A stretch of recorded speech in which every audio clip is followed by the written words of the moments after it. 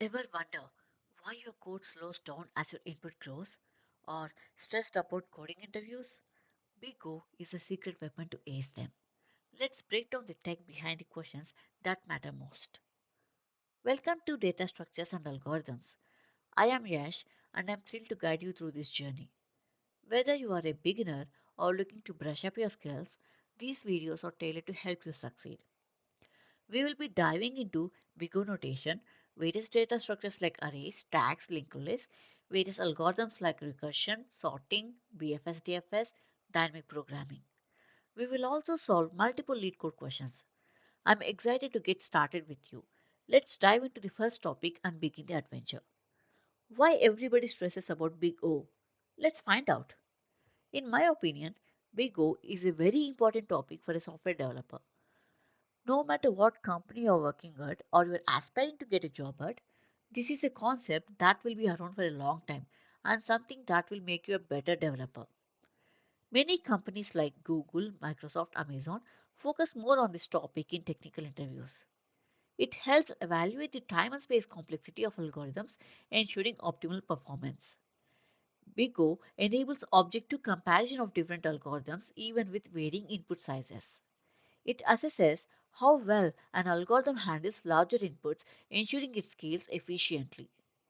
It guides developers to write more efficient, high performing code by choosing optimal data structures and algorithms. It enhances ability to think critically about algorithm design, leading to better solutions.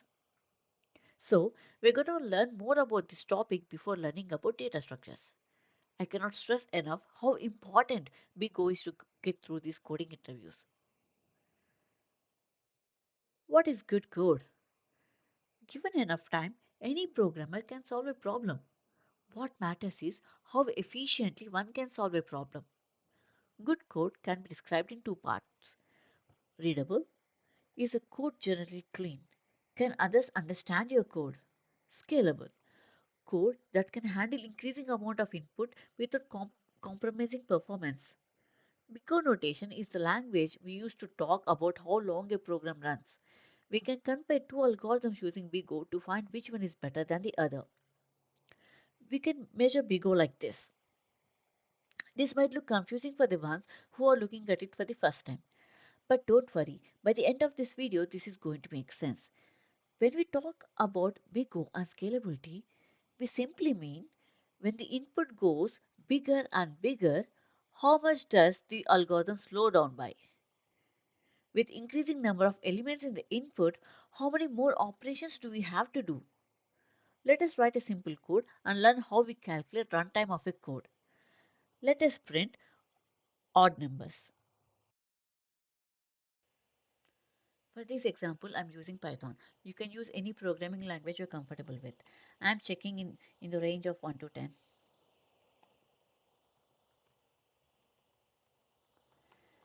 I am dividing the number by 2, and if the remainder is not equals to 0, then I'm printing that number.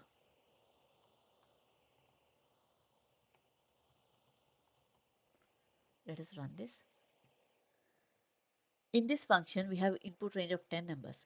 What happens if the input increases to 10,000? How many more operations does the function need to perform to print all the odd numbers in this range? Our code is performing 10 operations. I will explain how. We are looping in the range of 1 to 10, and this for loop is incrementing by 1, so it is checking each and every number whether it is an even or odd, and it is printing that number if it is odd.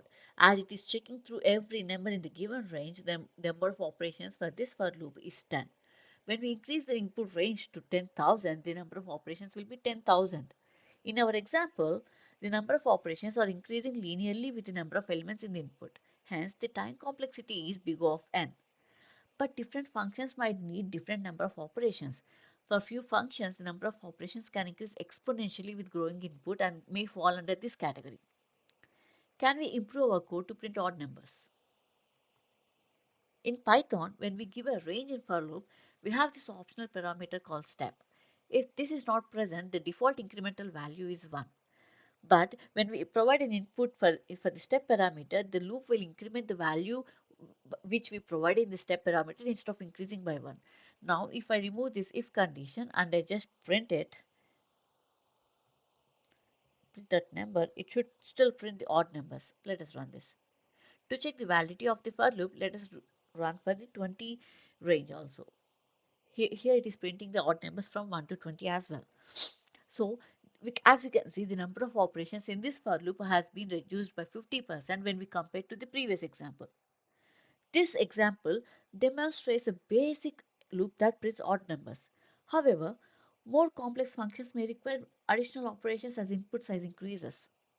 The overall efficiency of a program heavily depends on two key factors: the choice of data structures, the design of algorithm. By selecting optimal data structures and crafting efficient algorithms, we can significantly improve performance, especially for large or more complex inputs. We will be diving deeper into this topic in future videos. Just remember this point. When we talk about big O and scalability of code, we simply mean when the input grows bigger and bigger, how much does the algorithm slow down? The slower it slows down, the better it is.